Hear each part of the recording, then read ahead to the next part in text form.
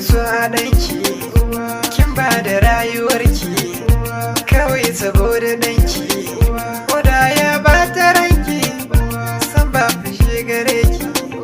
Ni ban mance mahaifiya ita ke sanya ni dariya, dare ne koko safiya ba ta gajiya da tarbiya.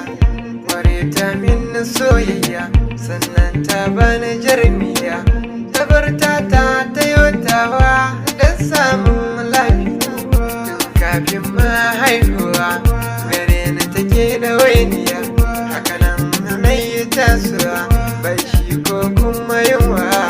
In zan je makaranta ta kan yi min fatan kairi, ta ce min in rage buri Allahu kaɗai shirri. Uwa mahaifiyata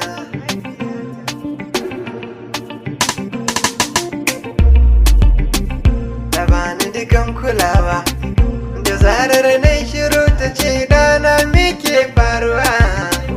Wurin ta farin ciki na ba ta san me zagi na, ni take bani abinci don yin sami inganci. Ta faɗan komai da lokaci mai da kai in karatu, amma a hakan wasu ba su bin iyayen dubi shirka. Kar ka yi wasa da mamarka domin ita ce mafakarka, komai daɗi ko wuya ba ta gudu ta barka. Ta fi san garuwanka ba ta san ganin kukanka. Kamata mu so iyaye dan su ne garkuwarmu, bayan sun haife mu makaranta sun ka kai mu, domin mu yi ilimi dan shi ne shugabanmu.